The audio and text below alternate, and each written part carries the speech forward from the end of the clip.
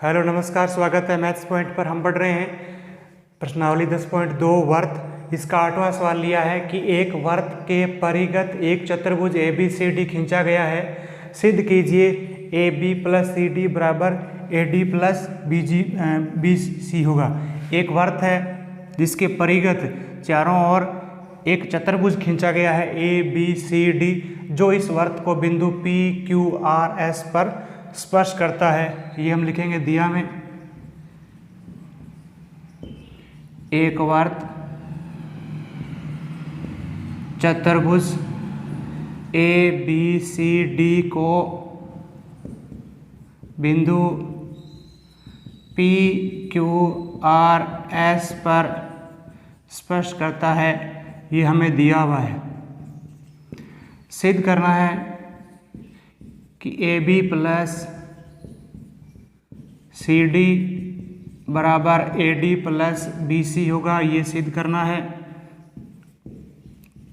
तो प्रमेय 10.2 में हमने देखा, सिद्ध किया कि वर्त के बाह्य बिंदु से खींची गई वर्त पर दो स्पर्श रेखा लंबाइयों में बराबर होती है।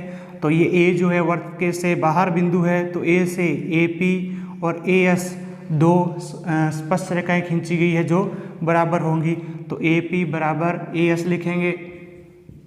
ए पी बराबर ए एस प्रमेय 10.2 से वर्त के बाह्य बिंदु से वर्त पर खींची गई स्पर्श रेखा लंबाई में बराबर होती है। इसी तरीके से बी बिंदु से इसके ऊपर बी पी और बी क्यू दो स्पर्श रेखा खींची गई है, तो बी पी बी क्यू के बराबर होगा। बी पी बराबर बी क्यू। उसके बाद बिंदु सी से सी आर और सी क्यू दो स्पर्श रेखा है, ये भी लंबाई में आपस में बराबर होगी। सी आर बराबर सी क्यू। ये सब प्रमेय 10.2 से है। उसके बाद बिंदु डी से डी आर और डी एस स्पर्श रेखा है, ये भी बराबर होगी। डी आर बराबर डी एस प्रमेय 10.2 से। इसको समीकरण 1 लिखा, इसको 2 लिखा, इसको 3 लिखा, इसको 4 लिखा। अब समीकरण 1 2 3 4 जोड़ने पर, क्योंकि हमें A B plus C D चाहिए, तो ए पी और बी पी जोड़ेंगे तो ए बी आएगा, और सी आर और डी आर जोड़ेंगे तो सी डी आएगा। इसलिए समीकरण 1 2 3 4 जोड़ेंगे तो ये लेफ्ट हैंड साइड जोड़ेंगे सभी। A P plus B P plus C R plus D R. Right hand side में जोड़ेंगे A S plus B Q plus C Q plus D S. उसके बाद चित्र को देखें, A B plus B P, A P plus B P मिलाकर ये पूरी भुजा हो जाएगी A B plus C R और डी आर मिलकर पूरी भुजा हो जाएगी सी डी। और राइट साइड में ए एस के साथ डी एस लिखते हैं। A S plus D S, क्योंकि चारों जोड़ में है तो आगे पीछे लिख सकते हैं। A S plus D S plus B Q plus C Q, तो यह आ जाएगा A B plus C D, A S plus D S मिलकर हो जाएगा ए डी, और B Q plus C Q मिलकर हो जाएगा बी सी। और यही हमें सिद्ध करना है कि A B plus C D बराबर A D plus B C होगा।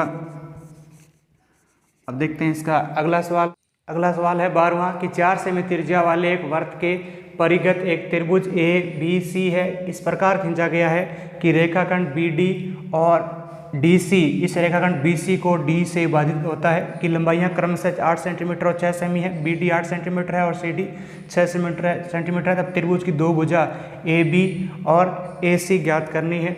इस वर्त की ओ इसका केंद्र है, ओ से डी इसकी त्रिज्या 4 सेंटीमीटर हो गई। ओ मान लेते हैं पी बिंदु, इस ए सी को पी बिंदु पर ये स्पर्श करता है, और ये वर्त ए बी को क्यू बिंदु पर स्पर्श करता है। तब ओ को बी से मिला दिया, ओ को क्यू से मिलाना है, और ओ को ए से, और ओ को बी से, ओ को सी से। इस प्रकार त्रिभुज ए बी सी का क्षेत्रफल ज्ञात करेंगे। और त्रिभुज ए बी सी जो बड़ा त्रिभुज है, वो त्रिभुज 3 त्रिभुजों के क्षेत्रफल में विभाजित है। एक त्रिभुज ओ बी सी एक त्रिभुज ये हो गया, उसके बाद ओ ए बी एक त्रिभुज ये हो गया, और ओ ए सी एक त्रिभुज ये हो गया। तीनों त्रिभुजों का क्षेत्रफल जोड़ के त्रिभुज ए बी सी के क्षेत्रफल के बराबर लिखना है, तब हमें इस त्रिभुज की अन्य भुजा प्राप्त हो जाएगी। ये सी बिंदु जो है इस वर्त को सी से दो स्पर्श रेखाएं हैं सी डी और सी पी जो कि बराबर होगी, तो सी डी 6 सेंटीमीटर तो सी पी भी 6 सेंटीमीटर होगी, और बी से डी 8 सेंटीमीटर है तो बी से क्यू भी 8 सेंटीमीटर होगी। परिमेय 10.2 से कि बाह्य बिंदु से वर्त पर खींची गई स्पर्श रेखाएं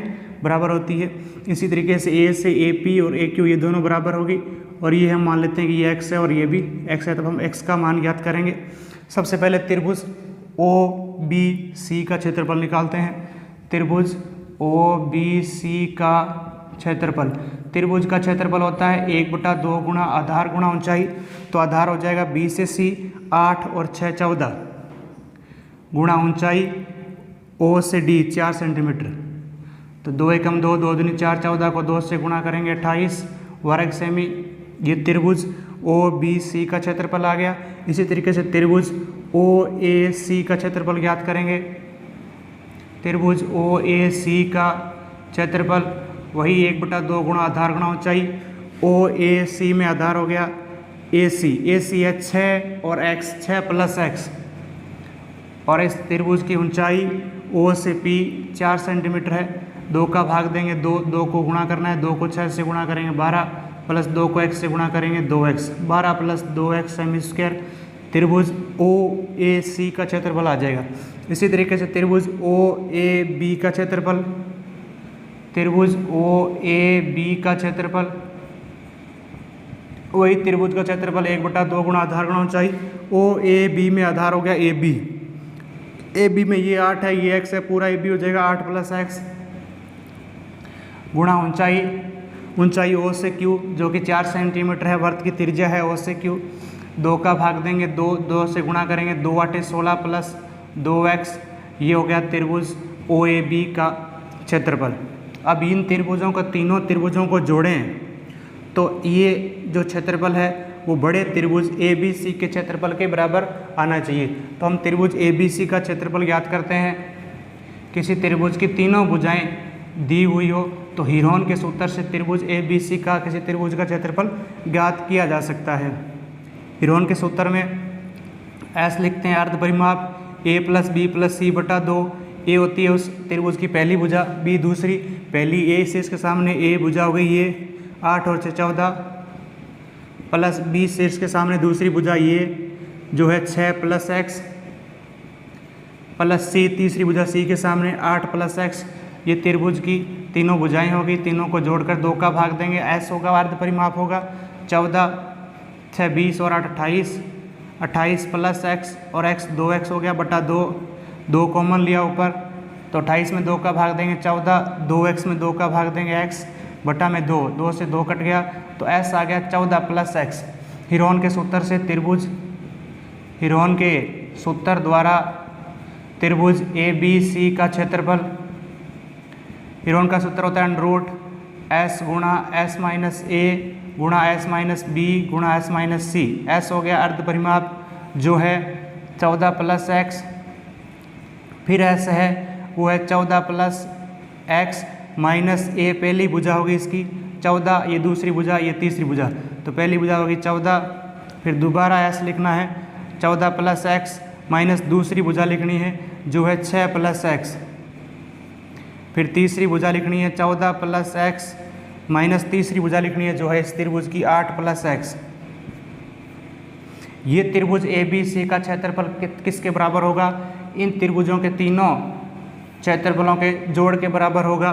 तो तीनों का जोड़ करते हैं इधर 28 plus 12 plus 2x plus 16 plus 2x, तो ये हो गया 28 और 12 40 और 16 हो गया 56 प्लस 2x और 2x हो गया 4x। राइट हैंड साइड में 14 plus x plus 14 minus 14 cut जाएगा, सिर्फ x बचेगा। फिर ये 14 में से 6 जाएगा 8 बचेगा, x से x कट जाएगा क्योंकि यहाँ से प्लस x और यहाँ से माइनस x आएगा। इसी तरीके से 14 में से 8 जाएगा 6 बचेगा और प्लस x से माइनस x कट जाएगा। आगे उधर 4 कॉमन लेने पर तो 56 में 4 का भाग देंगे 14 प्लस 4x में 4 का भाग देंगे x, और राइट हैंड साइड में अंडर रूट 14 प्लस x गुणा 8 छक 48। और अब वर्ग करने पर दोनों पक्षों का वर्ग करते हैं, तो 4 का वर्ग करेंगे, 4 का वर्ग हो गया 16, और 14 प्लस x का वर्ग करेंगे 14 प्लस x का होल स्क्वायर, और इस अंडरूट का वर्ग करेंगे तो अंडरूट हट जाएगा 14 प्लस x गुणा 48, और ये 14 प्लस x भाग में जाएगा इसके, ये 14 प्लस x का होल स्क्वायर है, 14 प्लस x का होल स्क्वायर का मतलब 14 प्लस x गुणा 14 प्लस x, एक 14 प्लस x कट जाएगा, एक 14 प्लस x बचेगा, और 16 इधर 48 के भाग में आएगा, 48 में 16 का भाग, ये 16 भाग में जाएगा, 3 बचेगा, साथ में x भी है, यहाँ से ये x भी साथ में है, तो ये हो जाएगा 3x प्लस x इधर आकर के माइनस का x, तो राइट साइड में बच गया 14, 3x में से x जाएगा 2x, 2x बराबर 14, और x बराबर आएगा 14/2, x का मान आ गया 7, यानी a से p ये भुजा हो गई 7, a से q हो गई 7। हमें ज्ञात करनी है ab और ac, तो इस त्रिभुज की AB भुजा हो जाएगी, AB हो जाएगी AQ plus BQ, 7 plus 8 15 centimetre, और दूसरी भुजा AC ज्ञात करनी है जो हो जाएगी 7 प्लस 6 13 सेंटीमीटर। अगला सवाल देखते हैं। 13वां सवाल है कि सिद्ध कीजिए वर्त के परिगत बनी चतुर्भुज की आमने सामने की भुजाएं केंद्र पर संपूरक कोण अंतरित करती है। मान लेते हैं ये कि O केंद्र का एक वर्त है जिसके परिगत एक चतुर्भुज है, जिसके परिगत एक चतुर्भुज है, इसके परिगत एक चतुर्भुज है A, B, C और D, जो इस वर्त को P, Q, R और S बिंदु पर स्पर्श करता है। ये हमें दिया हुआ है।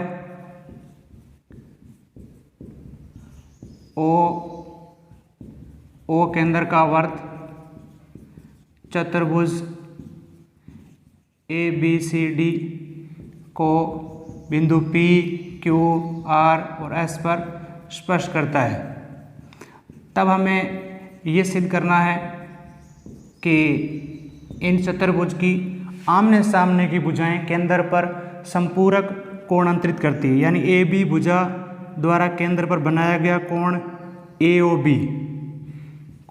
AOB और इसके सामने भुजा CD है, CD द्वारा केंद्र पर अंतरित कोण COD, ये दोनों संपूरक कोण है। ये सिद्ध करना है। संपूरक का मतलब दोनों का जोड़ 180 सिद्ध करना है। इन दोनों का जोड़ 180, इन दोनों का जोड़ 180 सिद्ध करना है। रचना करते हैं कि हम O को P से मिलाते हैं और O को Q से मिलाया, O को R से मिलाया और O को S से मिलाया। OP, OQ, OR और OS को मिलाया। ऐसा करने पर प्रमेय 10.2 में हमने ये सिद्ध किया है कि वर्त के बाह्य बिंदु से खींची गई वर्त पर स्पर्श रेखाएं बराबर होती है। तो ये भुजा AP और AS बराबर होती है। उसके बाद OP और OS जो है वो इस वर्त की त्रिज्या है, इसलिए दोनों बराबर होगी, और बीच वाली भुजा उपनिष्ठ है तो वो बराबर होनी है। तो ये दोनों त्रिभुज जो है वो सर्वांग सम हो जाते हैं। तो सर्वांग सम त्रिभुजों के संगत कोण बराबर होते हैं, तो ये दोनों कोण बराबर होंगे। तो इसको मैं लिख दिया कोण 1 नंबर और इसको लिख दिया कोण 2 नंबर। कोण 1 नंबर किसके बराबर होगा? कोण 2 नंबर के। इसी तरीके से ये कोण 3 नंबर जो है वो कोण 4 के बराबर होगा, क्योंकि B से BP और BQ स्पर्श रेखा खींची गई है, तो BP और BQ बराबर होगा, और OP और OQ इस वर्त की त्रिज्या बराबर होगी। बीच वाली भुजा उभयनिष्ठ OB है। ये दोनों त्रिभुज सर्वांग सम हो गए, तो संगत कोण बराबर होंगे। 3 नंबर कोण 4 के बराबर होगा। उसके बाद ये दोनों कोण बराबर होंगे, इसको लिखते हैं 5 नंबर, इसको 6। इसी तरीके से ये दोनों बराबर हो जाएंगे, कोण 5 बराबर कोण 6, और ये दोनों कोण बराबर हो जाएंगे, कोण 7 बराबर कोण 8। किसी एक त्रिभुज के लिए सर्वांग समता का लिख सकते हैं। यहाँ पर पहले त्रिभुज, जैसे ये 1 और 2 के लिए लिखा, तो त्रिभुज APO और त्रिभुज ASO में ए पी बराबर ए एस प्रमेय 10.2 से कि ये बाह्य बिंदु से खींची गई वृत्त पर स्पर्शरेखा बराबर होती है, और ओ से एस और ओ से पी बराबर हो जाएगा ओ पी बराबर ओ एस, एक ही वृत्त की त्रिज्या है, और बीच वाली भुजा ए ओ बराबर ए ओ, ये उभयनिष्ठ हो गई। इस तरीके से ये जो त्रिभुज है, दोनों त्रिभुज एस एस गुणधर्म से त्रिभुज ए पी ओ सर्वांग सम त्रिभुज ए एस ओ, दोनों त्रिभुज सर्वांग सम हो गए, और सर्वांग सम त्रिभुजों के संगत भाग बराबर होते हैं बाय CP/CT कि ये कोण बराबर हो जाएगा, कोण 1 नंबर बराबर कोण 2 नंबर बराबर हो जाए। इसी प्रकार लिख के अब बाकी त्रिभुजों के लिए भी लिख सकते हैं कि 3 नंबर 4 के बराबर होगा, और 5 नंबर 6 के बराबर होगा, और 7 नंबर और 8 नंबर बराबर होगा। इसको समीकरण 1 लिखते हैं। उसके बाद ये 1 नंबर 2 नंबर 3 5 6 7 8 सभी जो है वो इसके अंदर ओ पर बने हुए कोण हैं, इसलिए किसी बिंदु के चारों ओर बने सभी कोणों का जोड़ 360 होता है। तो कोण 1 प्लस कोण 2 प्लस कोण 3 प्लस कोण 4 प्लस कोण 5 प्लस कोण 6 प्लस कोण 7 प्लस कोण 8 बराबर 360। उसके बाद हमें ये सिद्ध करना है कि कोण AOB और COD का जोड़ 180 होना चाहिए। AOB में आ रहा है 2 नंबर और 3 नंबर, तो 2 और 3 को रहने देंगे। उसके बाद COD में 6 और 7 आ रहा है, तो 6 और 7 को रहने देंगे, बाकी को समीकरण 1 से चेंज कर लेंगे। समीकरण 1 से कोण 1 किसके बराबर है, कोण 1 कोण 2 के बराबर है, तो कोण 2 प्लस कोण 2, कोण 3 प्लस कोण 4 किसके बराबर है, कोण 4 कोण 3 के बराबर है। फिर कोण 5 कोण 6 के बराबर है, इसकी जगह कोण 6 लिख देंगे, और कोण 7 की जगह कोण 7 रहेगा, कोण 8 की जगह कोण 8 जो है वो कोण 7 के बराबर है, तो कोण 7 लिख देंगे बराबर 360। कोण 2 और कोण 2 हो जाएगा 2 कोण 2, और कोण 3 हो जाएगा 2 कोण 3, कोण 6 हो जाएगा 2 कोण 6, कोण 7 और कोण 7 हो जाएगा 2 कोण 7 बराबर 360। सब में 2 कॉमन आ रहा है, 2 कॉमन लेने के बाद कोण 2 प्लस कोण 3 प्लस कोण 6 प्लस कोण 7 बराबर हो जाएगा 360। 2 जाएगा भाग में इधर आकर के, और कोण 2 और 3 का जोड़ होगा कोण AOB, और 6 और 7 का जोड़ होगा COD, कोण COD, ये हो गया 360/2 यानी 180, और AOB और COD का जोड़ 360 हो गया, तो BOC और AOD का जोड़, इन दोनों का जोड़, क्योंकि टोटल जो है वो 360 होगा, 360 में से इन दोनों कोणों का जोड़ 180 हो गया, तो इन दोनों कोणों का जोड़ भी 180 होगा। कोण BOC प्लस कोण AOD बराबर 360 माइनस 180, यानी ये भी 180 हो जाएगा। और ये हम सिद्ध करना था कि कोण AOB प्लस कोण COD बराबर 180 डिग्री, और BOC प्लस AOD, कोण BOC प्लस कोण AOD बराबर कितना होना चाहिए, ये भी 180 डिग्री होना चाहिए। इसका मतलब सम्मुख भुजाओं द्वारा केंद्र पर बने कोण आपस में संपूरक है। दोनों का AB भुजा द्वारा केंद्र बना कोण और CD भुजा द्वारा बना केंद्र पर कोण, दोनों का जोड़ 180, और BC और AD भुजा द्वारा बने केंद्र पर कोणों का योग भी 180 डिग्री है। ये हमें सिद्ध करना था। धन्यवाद।